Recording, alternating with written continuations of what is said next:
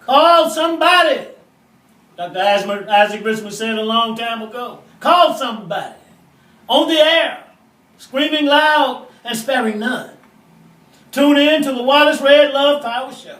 Because here we're discussing all of the relevant issues. We discuss everything from the sublime to the ridiculous. Every Sunday from 12 to 12:30, WMQM, 1600 AM on your radio dial, and the number to call, 901-327-3400, because we have guest speakers who are exciting, interesting, fascinating, knowledgeable, and thought-provoking. And to be a guest on the show, call 901-644. You can, 0186, you can advertise on the show.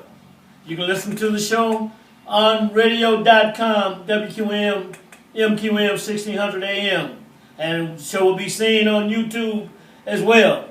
In fact, on the show today, we brought back Brother Paul Outlaw, In fact, what we said last week, the show was so nice, we decided we would do it twice. Vox Populi, the voice of the people. Today we're going to be talking about African Americans and whether we have unity or the lack thereof. But I want to give a shout out to a few people. Brother Jabril Shabazz, located at Parkway in Lauderdale, Marcus Mosiah Garvey Institute and Learning Center. I want to also send a shout out to Brother Dave and Brother Shane.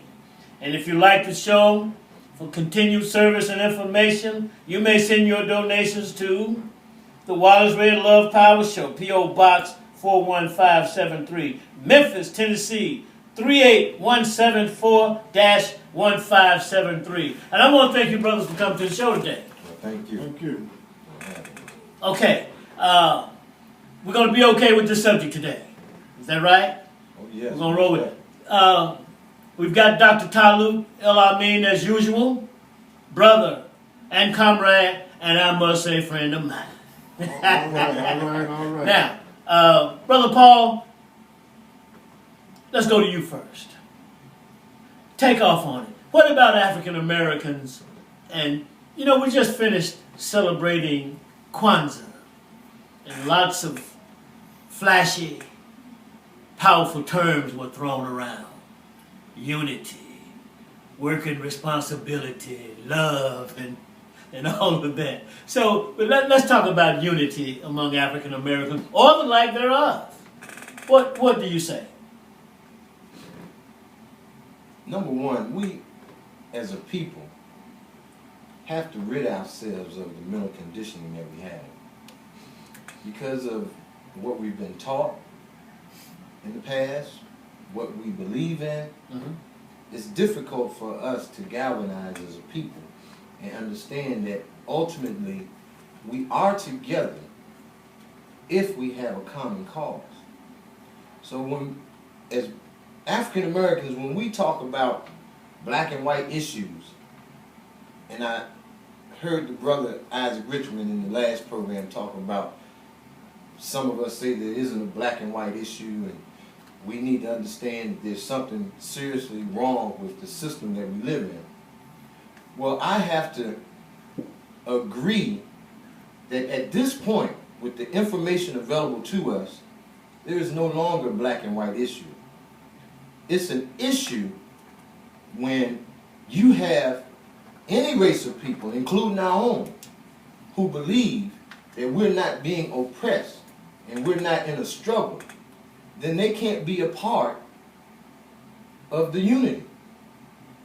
We have to have a single cause. And if there's black people who understand that we do have a struggle, there's some things that we need to work on as a people to overcome the oppression, then that's our unity. Anyone else is not a part of it. And they could be black, white, Oriental, Hispanic, they're not a part of the unity. And we have to understand right now today that there's just as many African Americans who are content with the system that they live in, that they're not a part of our struggle. Okay, are you saying African Americans just as many are content with things as they are? I want to turn now to Dr. Talut El-Amin. Doctor, what do you have to say? Well, I would like to put a question on the table, Okay. and that is, how can there be unity when we're living the lives of people who are totally disunified, who have been, so to speak, raised in disunity from slavery up until today? The plantation managers worked day and night to keep us disunified, and then applied the pressure on us of pain and suffering that caused us to bear witness to suffering again, and then breaking us further apart as a people. And that's happening right now, even today, in that on our jobs, in our homes. You know, we're living in violence, constant violence, all the time, relentless violence. Okay, and so, to me, that question is relevant. How can there be unity? Living under the conditions that we're living under with our own hands. Okay. You say caused, let's talk about cause and solution in terms of that. You're talking about division, violence, hatred that has been a legacy that grew out of slavery. Yes, absolutely. Okay. Even before. Even before slavery. Yes. Brother Paul, do you agree with that? I agree to a certain degree. Okay. My whole purpose is that if we're in a state of emergency, we have to recognize that the talking about what happened in the past is not a part of the solution, when right now we have to implement practical applications. We have to start doing something. We can no longer sit back and recognize that there is a problem in our community, but we don't want to start anywhere. So when I say to a certain degree, I agree with Brother Talut. What I'm saying is that we have to start unifying at some point. We cannot waste time worrying about who's not included in our unity, because they don't have a clue about us being in a struggle. I'm not going to waste time with someone that's going through the same oppression that I'm going through. It's like Harriet Tubman said. She would have saved thousands, hundreds of thousands more slaves if they knew they were slaves. Okay. Some of us don't know we're slaves. Let me turn back to Dr. Talut for a minute. He mentioned state of emergency. And I think he said that was a part of his agreement with you. A state of emergency. And the recognition of emergency and the recognition of the problem that we faced. Now, let me add a little bit to it so that you can take it all in, because you're very effective in putting things in perspective. When people don't know they are ill, like the situation he mentioned with Harriet Tubman, they tend to continue that slide down. Can you put that in perspective? State of emergency, Sure. Yes. illness of African Americans. This is what has created the problem we're talking about. We're talking about unity and the lack thereof. Going back to slavery. I know I'm going on, but I really want to put this in perspective. Cannot we use the past partially as a barometer of measurement in terms of the solution going forward? Yeah, I did that. I used the past, and I did make an attempt to bring it up to the present. Okay. In my last statement. Okay. But the state of emergency is true. I mean, we've been under a state of emergency for a very long time. Has there been a state of emergency since the first so-called human being was captured of dark skin? Absolutely. Okay. I mean, we've been And that's under, been quite a while ago, hasn't it? Yeah. Okay, let's walk around. As adult men and women, intelligent men and women, we recognize the state of emergency. Okay, that's obvious to some degree, right? For intelligent people. For some of us, right? So there has been a movement to increase the quality of life of black Americans. In the mix of all the violence and crime within our own communities, the fear, the hate that's within our community. Okay, so that movement to a large degree has failed or is failing because of the numbers. See, you mean, if you have 10,000 intelligent, smart people addressing the state of emergency and 43 million who aren't aware of it, then you have a tremendous task, and it takes a fortune to address it. A fortune. Yeah. I think we have an agreement here. Yes, you do. Because it's like having insight for some of us, and some of us do not have that insight. So, Brother Paul, for those of us who recognize the problem going forward, can we talk about going forward vis-a-vis, should I say the solution or a solution? Break it down in any way you want to break it down. Because the problem of African Americans in this country is larger than life, we would have to consider a number of solutions to help accomplish our main goal. Because on one hand, you got brothers out here selling drugs, hustling on the corners, being a detriment to the movement, not knowing how vital what they're doing is playing in the hands of the oppressor. So we need a solution for that. And that's one bite of the elephant, if you will. You have to take about it. In order to eat an elephant, you have to take one bite at a time. And that's what our ancestors told us for years on. So on the other hand, we have people who are supporting that business because they don't know how to deal with the oppression emotionally, so they want an escape. And they lean towards drugs and alcohol, not knowing that's a part of our detriment of our people and our movement.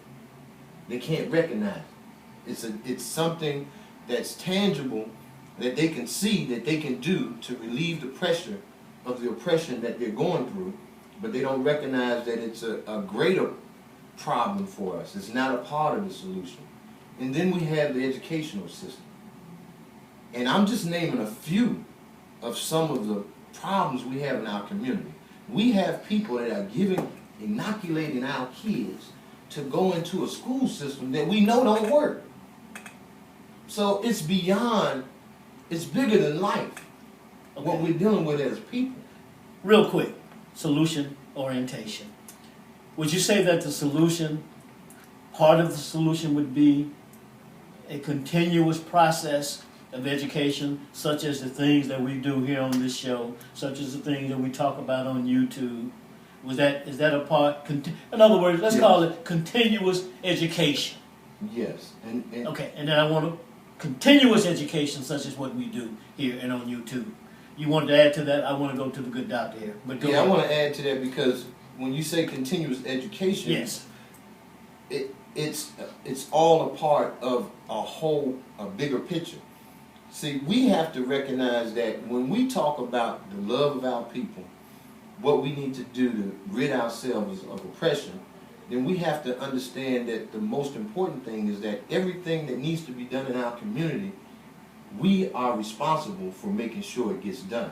We can no longer depend on someone else to correct our ills. And then if we have something negative to say about them in order to correct our ills, then we shy away and we don't want to be African American and we don't want to, whatever label they give us, radical, militant. We have to understand in order to do what we need to do for our people, we're going to have to be against the status quo. okay.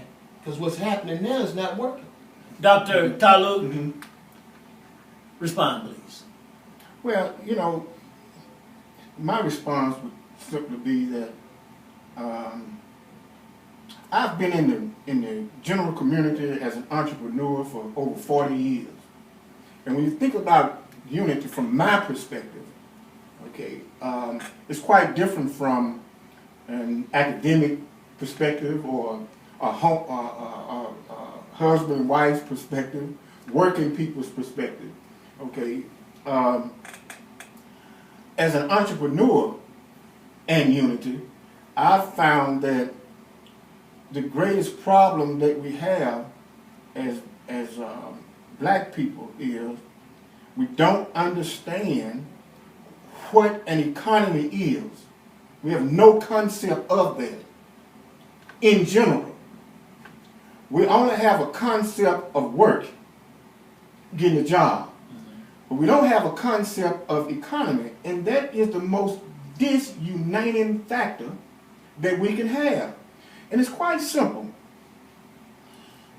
If an entrepreneur who happens to look like you is providing a service or a trade or commodity, and you patronize, you just simply patronize, meaning that you may or may not need it, but you're going to go ahead on and patronize and get a brother a shot at it, right? Win, lose, or draw. Right.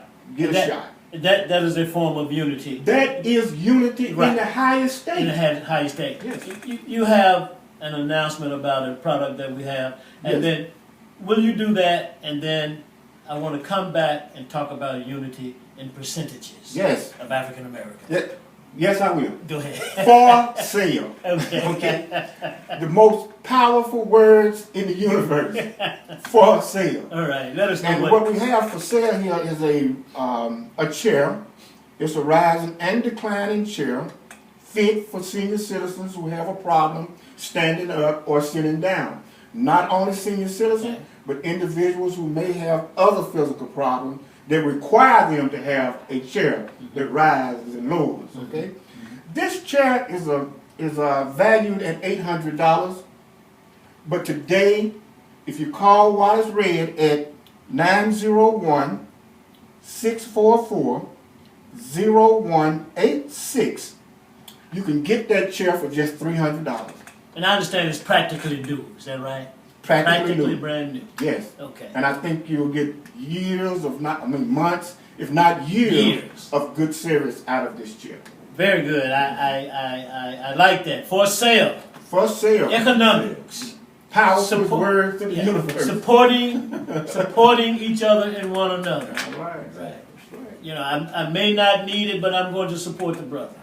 Because many African Americans, I gotta say, are running around supporting everyone and everything but themselves. And if I'm not supporting you, I'm not supporting myself. Brother Paul, if I'm not supporting you, I'm not supporting myself.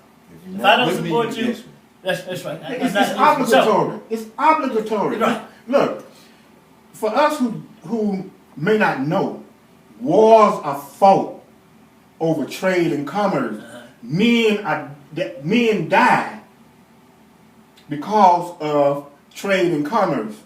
But for us, since we're under the powers of others, we think it's just something simple that you just avoid. Yeah, okay. Okay. Well, but if we were, as I've heard many people say, with the economic power that we have, over $2 trillion, how many $1 trillion it is, we would be a nation to ourselves. Well, if we become a nation to ourselves, we're going to have to get ready and war on ourselves to force us to do trade and commerce with us, within us, and for us. Yeah, there are statistics highlighting and demonstrating how much money in the millions, billions that African Americans spend within this economy. And I say that it's a tragedy. Are wars also fought, then I want to go to you, Paul, over unity and the lack thereof as well? Yes. When you said that rang a bell in my head. Yes. Europeans have been doing it for hundreds and not thousands of years. Okay. Warring with each other to unify them so they can control the world and take over the world as they have already done. And these things that we're talking about are important as always that we talk about here on this show. Now, Brother Paul, I'm going to say that there is some unity among African Americans in some segments. Like we have unity, we have enough courage as men to discuss the issue, to discuss the problem. And we may very well be willing to say in a discussion or a debate, well, I will forego this little petty idea for the sake of unity. And what percentage, do you agree with me that there's some growth, some evolution toward unity? What percentage would you, first of all, do you agree? Secondly, how would you rate that percentage? And then I want to go to you, Dr. Talut. Well, I would agree with you. Okay. The difficulty I have with our community is that we're not unified where it counts. And we just mentioned economics. We're not unified where it counts.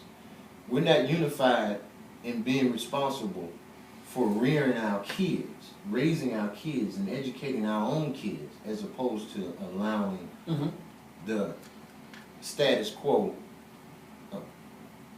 system that we have raising.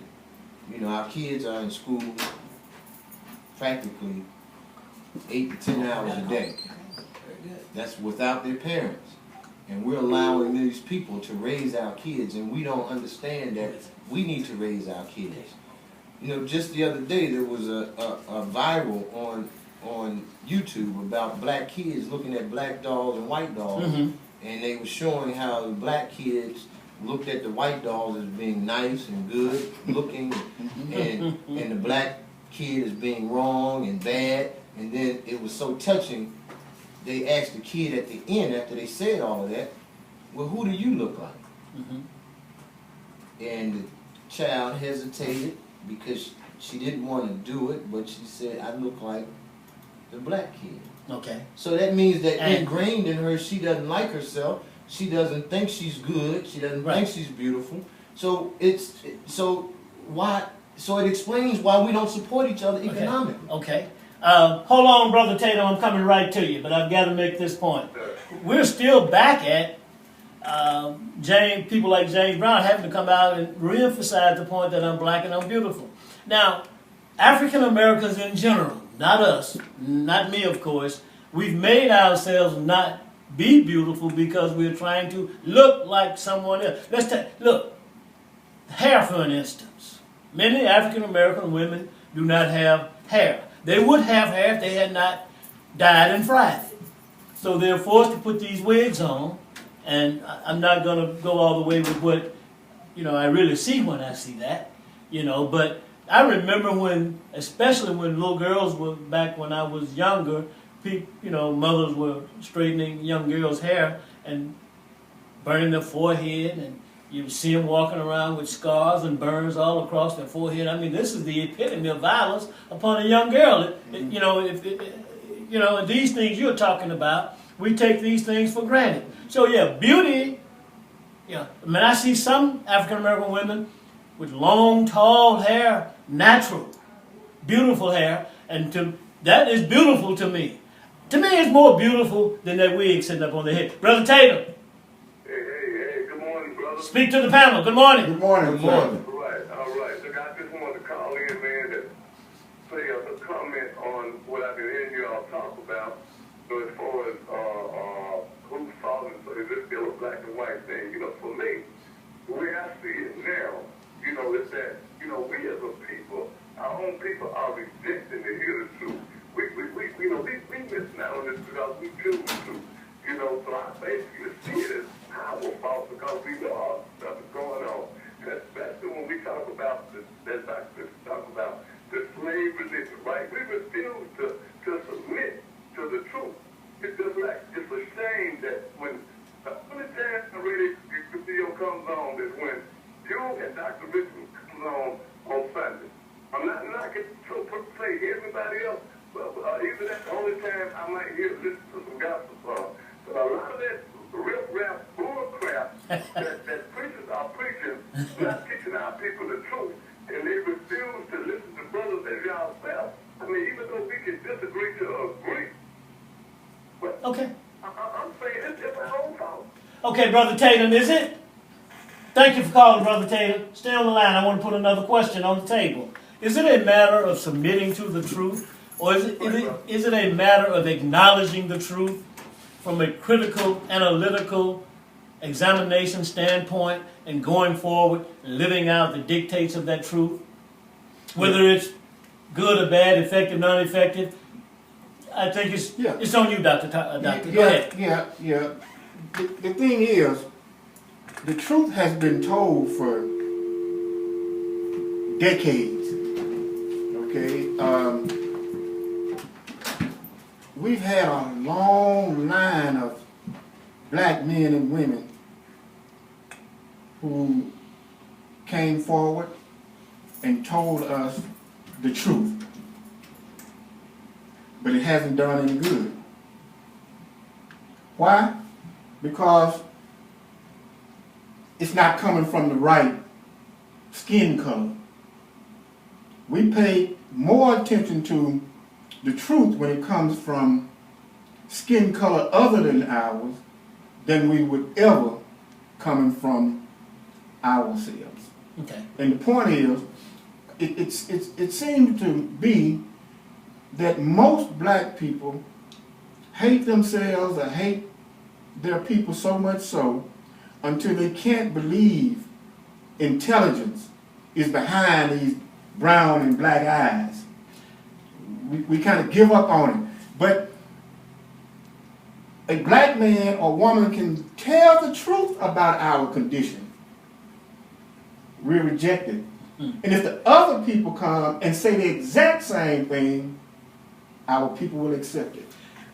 Brother Paul? That's a disease. It is a disease. Brother Paul, self-hatred is a motivating factor affecting the unity and productivity as it relates to wholeness of the African American community.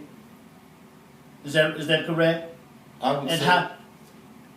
Take off on it. I would say that is correct. The solution is what I like to remain in at all times, because we've talked so much. Yeah, let's do that. People need to hear what we're talking about now. Let's do that. But we also need, in my generation, need to make practical application. Yes. First and foremost, if we understand that an adult and a young adult has been immersed in this indoctrination for so many years, that it's not simply hearing the truth that's going to help them, just like Dr. Talut said. They need a psychic change. They need to be able to be reinforced with this information over a period of time until they get a psychic change. For young kids, by us raising them from toddlers on up, we don't have to incorporate a psychic change with them. We can just teach them the truth, and they will grow up with the right mindset and understand that we are beautiful and we are the economic basis of why this country thrives, right, and why other people come into this country and set up stores and businesses in our community, because they know we are economic cabinets of this country. And we accept it. We're down to 2 minutes. And it's my understanding that a child, pretty much when they come into the world, are beginning right then to shape and form who they may be, will be, can be, or should be. And I want to say something about Starfall Education. It is a program that parents, African American women, fathers, grandmothers, grandfathers can take 2-year-olds, and it puts the words in the mouth out there right on the screen. And in your homeschooling, homeschooling is good, along with other education. Posted on the wall. My grandson is 2 years old, smart. So we'll and the nieces and nephews, grandchildren, we're teaching them on Starfall Education. I want to put that on the table to be a part of the community going forward. And I hope that, and we've got 1 minute left, I'm going to move quickly, and I hope that this show can be a motivating, driving factor to motivate African Americans to begin to make changes. And also, we're going to be on YouTube, Dr. Talut, later this evening. Is that right? And Thursday, we're going to begin a documentary on the history of Memphis, Tennessee. And we've got 30 seconds. How much time do we have, Isaac? 30 seconds? Dr. Talut, take 30 seconds. Well, it's one thing that most of us may not want to hear, but I'm going to say it anyway. We also need to, as a part of our unity strategy, we're going to have to make and create alliances with whites, Latinos, and everybody else, because we're in a two-front war. Intelligent people, right? Yes, we have to deal with our own shortcomings, our own disunity, and we have to deal with unity on a broad scale, so that we can move forward as a people with the help of everybody who's willing to be in treaty with us.